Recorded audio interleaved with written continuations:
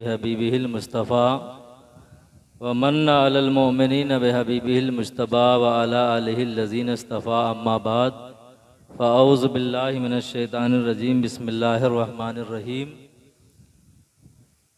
क़ाल अल्लाहु तबारक व तआला फ़िल क़ुरानिल मजीद वल फ़ुरक़ानिल हमीद अल्लज़ी ख़लक़ल मौत वल हयात लियब्लुवकुम अय्युकुम अहसनु अमला।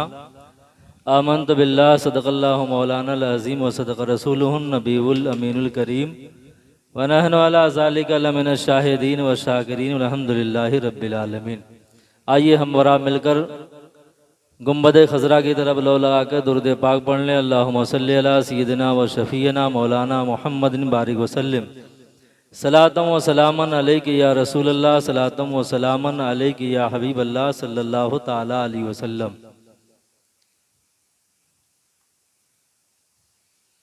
उलमाए किराम के नूरानी काफ़िले को आप हज़रात इनके चेहरे की ज़ियारत करते रहें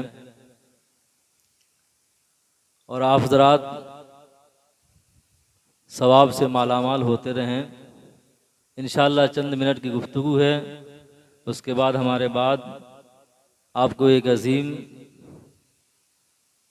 और बासलाहियत कौम के मुसलिह हज़रत अल्लामा मौलाना ज़ैनुल आबिदीन साहब शेखुल अदद इदारे शरिया फ़र्रुखाबाद और इंशाअल्लाह चंद मिनट हम हमारे रूबरू हज़रत अल्लामा मौलाना मुफ्ती मुनीर साहब क़िबला दामज़िल्लहुल आली नूरानी भी अपने नूरानी चेहरे को लेके आएंगे, इंशाअल्लाह गुफ्तगू फरमाएंगे।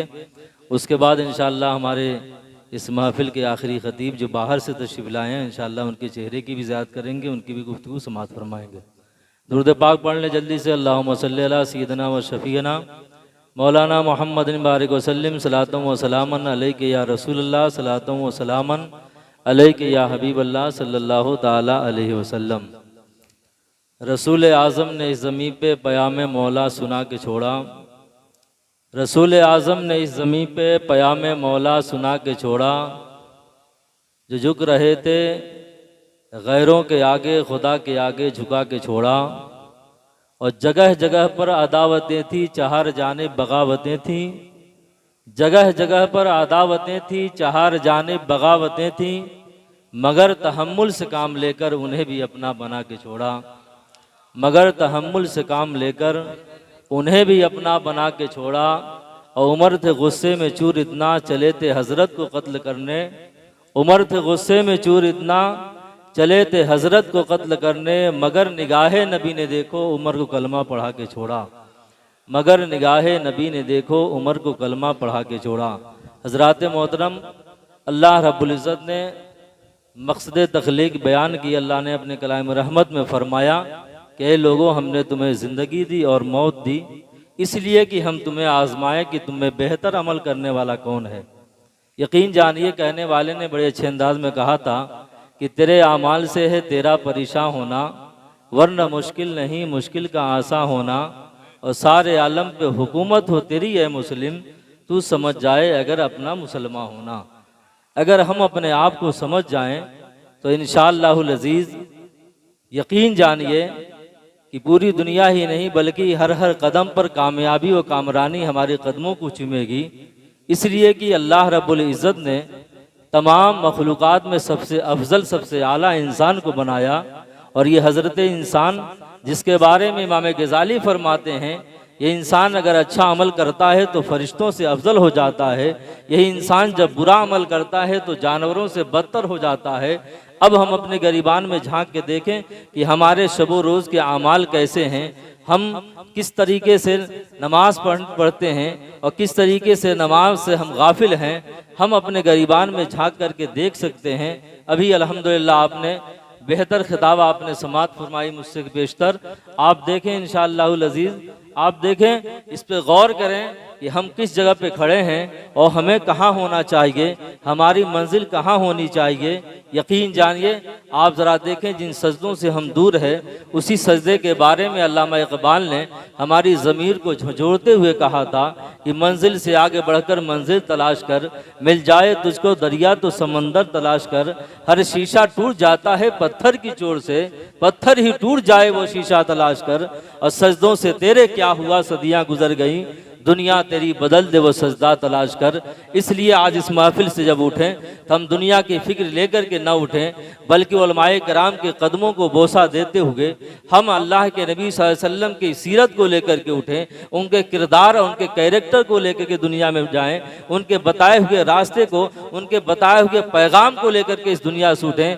इस पैगाम हक कॉन्फ्रेंस के अंदर से जब उठें तो आप नबी के जलवों से शहसार होकर के उलमाए कराम के नूरानी चेहरे की ज़ियारत करके जब आप उठें यहाँ से जाएं तो अल्लामा इकबाल के उस जवाब शिकवा के आखिरी शेर के मिस्दाक बनते नजर आएं कि अक्ल है तेरी सिपर, इश्क है शमशीर तेरी, मेरे दुर्वेश खिलाफत है जहांगीर तेरी, माँ सिवा अल्लाह के लिए अरे आग है तकदीर तेरी, अरे तू मुसलमान है तो तकदीर है तकदीर तेरी, कि मोहम्मद से वफा तूने तो हम तेरे हैं, ये जहाँ चीज़ है क्या लौह कलम तेरे हैं। यकीन जानिए हमें अपने अमल को संभालने की ज़रूरत है, अपने आप को जानने की ज़रूरत है कि अल्लाह अकबर, अल्लाह रब्बुल इज़्ज़त ने हमें कहाँ रखा था, हम कौन से मकाम पे हैं। आइए हम एक वाक़े से इस बात की तस्दीक करते हुए आगे ले चलें। एक जनाब हज़रत ईसा बिन मूसा अलैहि रहमा थे, अल्लाह अकबर हयात ज़ाहिरी के अंदर अपनी बीवी से ज़्यादा मोहब्बत किया करते थे। आपने एक दिन अपनी बीवी से फ़र्त मुसर्रत में, जज्बे के आलम में, मोहब्बत के आलम में 14वीं रात का चाँद चमक रहा था।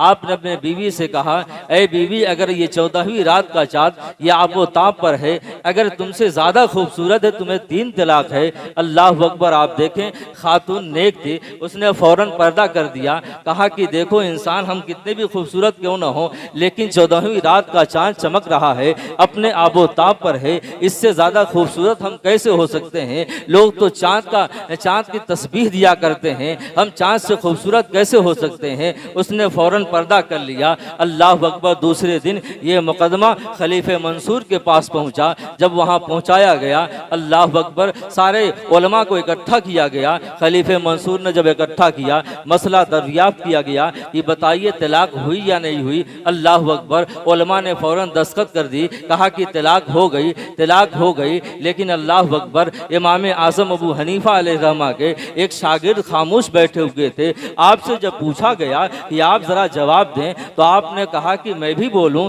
कहाँ आप बोलें। आपने कहा कि मेरा फतवा ये है कि तलाक वाक़ई नहीं होगी। अल्लाह अकबर, लोगों ने हैरत ज़दा होकर के उनकी तरफ देखा कि आप दलील दें, आपने इतनी बड़ी बात क्यों कह दी। एक चाँद जो चमक रहा है, वो 14वीं का चाँद, जिसकी आबोताब, जिसकी खूबसूरती की मिसाल दुनिया दिया करती है। अल्लाह अकबर, अगर इसकी बीवी तो काली कलौटी है, इसकी बीवी कितनी भी खूबसूरत क्यों ना हो, लेकिन चाँद से खूबसूरत नहीं हो सकती। आपने फ़ौरन कुरान मुक़द्दस की आयत करीमा पढ़ी, वत्तीन वज़ैतून वतूर सीनीन वहाज़ल बलदिल अमीन लक़द खलक़नल इंसान फ़ी अहसन तक़वीम। अल्लाह अकबर, उलमाए कराम बैठे हुए हैं। ये लफ्ज़ अहसन इसमें तफ़ज़ील का सेगा है। अल्लाह अकबर, सुपरलेटिव डिग्री है, इससे आगे कोई और लफ्ज़ नहीं है, इससे आगे लफ्ज़ की कोई बयानी नहीं है। अरबी लोगत के अंदर इससे कोई लफ्ज़ बड़ा बोला नहीं जा सकता। ये सबसे बड़ा लफ्ज़ है इसमें तफ़ज़ील का। अल्लाह अकबर, आप फरमाते हैं कि कुरान मुक़द्दस कहता है, रब का कलाम कहता है कि इंसान से ज़्यादा अल्लाह ने किसी को खूबसूरत नहीं बनाया, किसी को अच्छा नहीं बनाया, किसी को हुस्न वाला नहीं बनाया। तो चाँद कितना भी आबोताब क्यों ना हो, कितना क्यों ना चमक रहा हो, अल्लाह अकबर, जब अल्लाह रब्बुल इज़्ज़त का कलाम कहता है कि हमने इंसान को सबसे ज़्यादा खूबसूरत पैदा किया है, तो चाँद चमकता क्यों ना हो, इसकी बीवी से खूबसूरत नहीं हो सकता। अल्लाह अकबर, ज़रा देखे तो सही, आपने मिसाल दिया। कहने वाले ने इसी अंदाज में तो कहा था कि मियाँ देखो तो सही, यही इंसान है जो अमल अच्छा करता है तो फरिश्तों से अफजल हो जाता है। अल्लाह अकबर, क्यों अफजल हो जाता है, इसकी अफजलियत तो रब्बुल आलम ने, अल्लाह अकबर, फरिश्तों को हज़रत आदम के कदमों में झुका करके इसकी अजमत की बुलंदियों को पहुंचा दिया। और कहने वाले ने बड़े अच्छे अंदाज में कहा था कि मियाँ फरिश्ता कहने से मेरी तो तौकीर घटती है, मैं मस्जूदे मलायक हूँ, मुझे इंसान रहने दो। कहता है मियाँ ज़रा देखे तो सही, जिसने अपनी ज़बान से ये बात कही हो कि फरिश्ता कहने से मेरी तौकीर घटती है, मेरी वक़्त घटती है। आज कोई अच्छा अमल करता है, कोई बेहतर अमल करता है, तो हम अपनी ज़बान से कहते हैं मियाँ फरिश्ता बन करके आकर के इसने बचा दिया था, फरिश्ता बन करके आकर के इसने हेल्प कर दिया था। लेकिन अल्लाह अकबर वो कहता क्या है कि मियाँ फरिश्ता कह करके मेरी इज्जत को मत घटाओ, मेरी वक़्त को मत घटाओ, मेरी तौकीर को मत घटाओ। फरिश्ता कहने से मेरी तो तौकीर घटती है, मैं मसजूदे मलाइक हूँ, मुझे इंसान रहने दो। अल्लाह अकबर। इसीलिए तो अल्लामा इकबाल ने हमारी ज़मीर को झंझोड़ते हुए कहा था, अरे कांपता है दिल तेरा अंदेशे तूफान से क्या, ना खुदा तू बहर तू कश्ती भी तू साहिल भी तू, देख आकर कोचे चाके गरेबा में कभी, कैस तू लैला भी तू साहिल भी तू महमल भी तू, आह किसकी जुस्तजू आवारा रखती है तुझे, अरे राह तू रहरा भी तू रहबर भी तू मंजिल भी तू, और बेखबर तू जौहरे आईने अय्याम है, तू जमाने में खुदा का आखिरी पैगाम।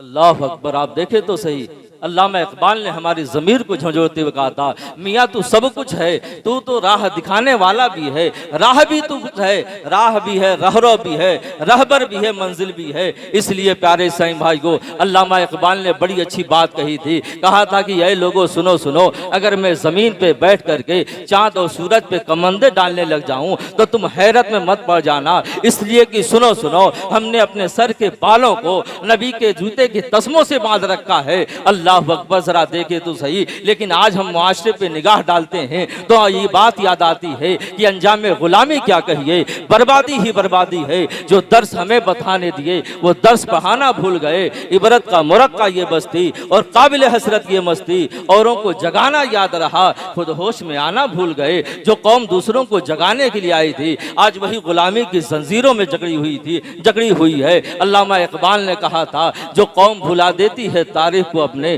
उस कौम का जोग्राफिया बाकी नहीं रहता। ऐ मेरे मिल्लत के नौजवानों, हम पीछे पलट करके देखें अपने असलाफ की तारीख को। आइए आखिरी बात बयान करके रुखसत हो जाऊं। आइए इसी हिंदुस्तान की तारीख को हम पढ़ते हैं। इसी हिंदुस्तान की सरजमीन पर एक किताब लिखी गई जिसका नाम है अरब का चाँद। लिखने वाला स्वामी लक्ष्मण प्रसाद है, एक गैर मुस्लिम है जिसने इस किताब को लिखी। 300 सफ़े पे मुश्तमिल किताब है अरब का चाँद। लिखने के बाद उसने हिंदुस्तान की सरजमीन पर घर घर फैला दिया। जब हमारे और आपके तरह होशियार होशमंद लोगों के पास ये किताब पहुंची, देखा, पढ़ने वालों ने पढ़ा, पढ़ते पढ़ते हैरत में पड़ गए कि एक गैर मुस्लिम इंसान होकर के नबी की शान में इतनी अजीम किताब लिखता है। ऐसा लगता था कि सफ़ों में चिराग रखा हुआ है। अल्लाह अकबर। लोगों ने कहा चलो बढ़ करके उसका इंटरव्यू लेते हैं, उससे पूछते हैं कि मेरे नबी का तू गुलाम क्यों नहीं बन जाता, कलमा पढ़ करके दाखिले इस्लाम क्यों नहीं हो जाता, तूने इतनी अजीम किताब लिखी मेरे नबी के बारे में। अल्लाह अकबर। उसका इंटरव्यू लेने के लिए लोग पहुंच गए। उसके दरवाजे पर दरवाज़ा खटखटाया गया, उसने आवाज़ दिया, दरवाज़ा खोला, बैठा लिया। बैठाने के बाद लोगों ने सवाल किया था, ऐ स्वामी लक्ष्मण प्रसाद, ये ज़रा बता तो सही, मेरे नबी की शान में इतनी अजीम किताब लिखी है, इतनी आला किताब लिखी है, नबी की सीरत के बारे में, नबी के कैरेक्टर के बारे में, नबी की सिविलाइजेशन के बारे में, नबी की तहजीब व तमद्दुन के बारे में, ऐसा लगता है कि सफ़ों में चिराग रखे हुए हैं, ज़रा बता तो सही। तो है दिल के अंदर ये ख्वाहिश कैसे पैदा हुई, कलमा पढ़ के तू दाखिले इस्लाम क्यों नहीं हो जाता। अल्लाह अकबर। उसने ऐसा एक खामोश तमाचा मारा था। यकीन जानिए, अगर हमारे दिलों के अंदर नबी की वाकई मोहब्बत है, अगर हम कलमा पढ़ने वाले हैं, तो यहाँ से उठेंगे तो इंशाअल्लाहुल अज़ीज़ फजर की नमाज हमारी कज़ा नहीं होगी। यहाँ से उठेंगे तो सुबह की सफ़ेदी नमदार होने से पहले पहले हमारी पेशानी रब की बारगाह में झुकती नजर आएगी। हम सुबह उठेंगे तो सुबह के आईने में अपने चेहरों को देखेंगे तो हमारा चेहरा बिल्कुल जुदागाना मिलना चाहिए। अल्लाह अकबर। उसने कौन सा जवाब दिया था,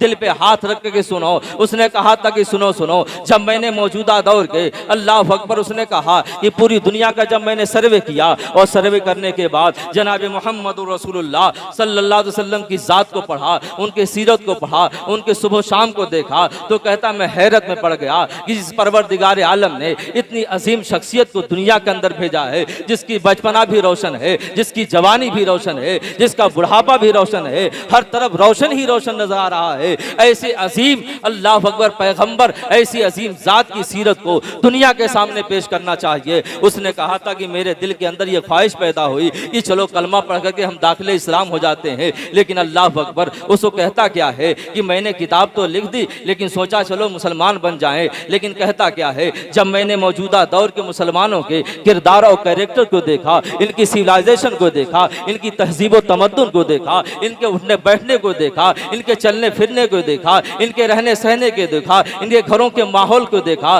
तो कहता है मैं हैरत में पड़ गया।